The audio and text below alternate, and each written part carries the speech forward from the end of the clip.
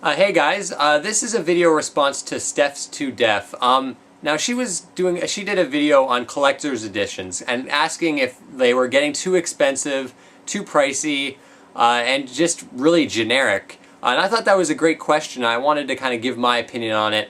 And not only is this a video response, it's going to be a new segment I'm going to be doing just called Gaming Opinions, where I basically just talk about a subject in gaming and give my opinion on it. Now, for this first opinion, this is a fairly popular opinion, I think, or a lot of people hold this opinion, so it won't be too bad. I'm a bit maybe hesitant with other videos in this series because, of course, this is the internet and some people can't, some people don't like opinions or, think opinions are facts. But anyways, for this video, I'm just going to talk about collector's editions. Now, I don't buy too many collector's editions. I'll say it right now. I'm really not a fan of them. I find a lot of this collector's editions, especially for AAA games, are just overpriced and just don't have anything interesting. Steph mentioned in a video that a lot of these collector's editions it's the same stuff now, like just statues. Statues seems to be a big thing in collector's editions. These collector's editions are often like $30, $40, $50 extra. And most of the time it's because you get this big giant statue. They just take up a lot of space and they just sit there on your shelf collecting dust. I like collector's editions. Actually, I'll show a few examples of collector's editions I like and ones that I've bought and my reasons for buying them and why I will buy similar ones to these. I'll start off with the Dark Souls collector's edition. Now this, on its own, it's not that fancy of a collector's edition. It's got like a steel tin. I think it's got like a tiny little art book, and it's got a redeemable code for like bonus content and stuff like that. So it doesn't sound that great, but with this special edition, it costed nothing extra. I pre-ordered this game, and this is what they gave me. You get this cool little limited edition for basically free, just for pre-ordering the game early and picking it up. That is a great idea. I love that. I'm all for that. And this is a perfectly good example of that. Another one is, other types of collector's editions I like are ones that give you things that are actually useful when playing the game itself. I've got here the Legend of Zelda Skyward Sword bundle. I guess it's kind of a limited edition. They disappeared rather quick when these came out, and I think they go for a bit of money online. Of course, you get the Zelda soundtrack, which is awesome. Soundtracks are awesome to me because you can listen to them. They're physical. Digital ones are okay, I guess. But it's the controller that's the reason why I love this collector's edition. It's just a cool little bonus, and you can only get it with this bundle.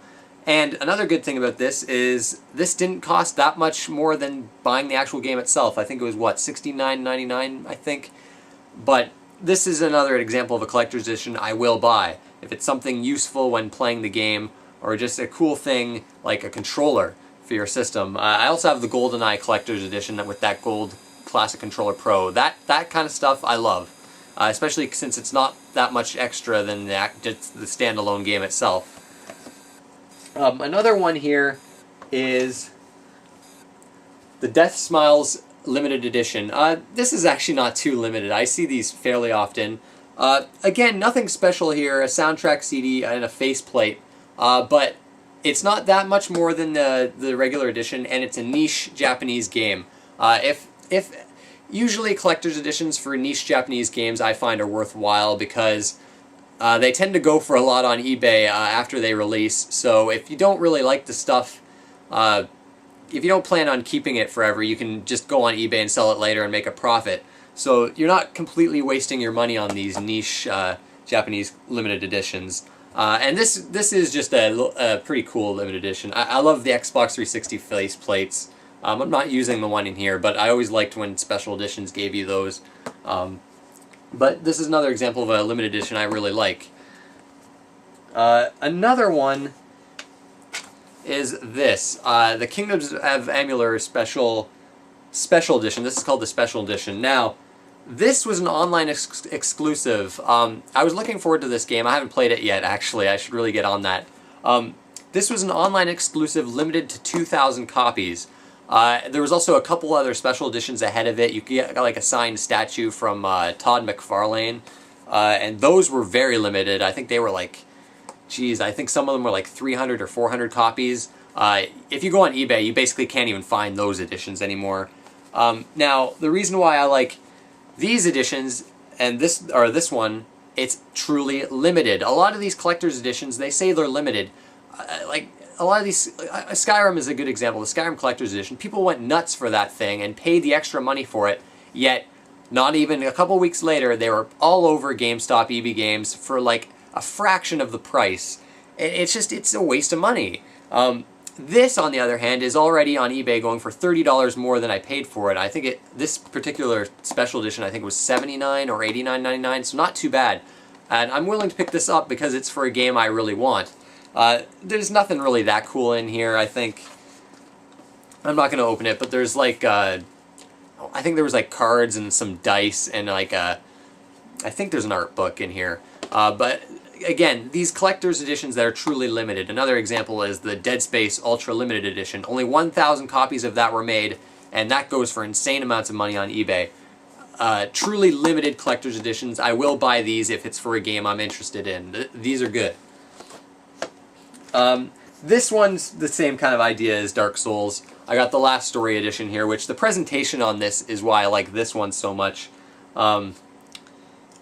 But again, no extra cost for this. The same amount of money as you would pay buying the standalone game. More of this, please.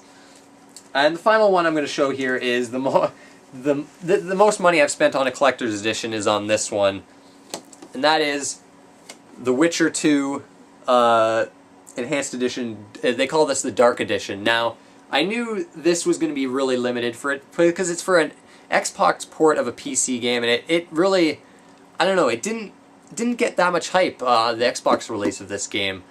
This is a game I was really excited for. This was $100, which that is the maximum amount I'm willing to pay on a collector's edition, to be honest. Unless it's a super limited one,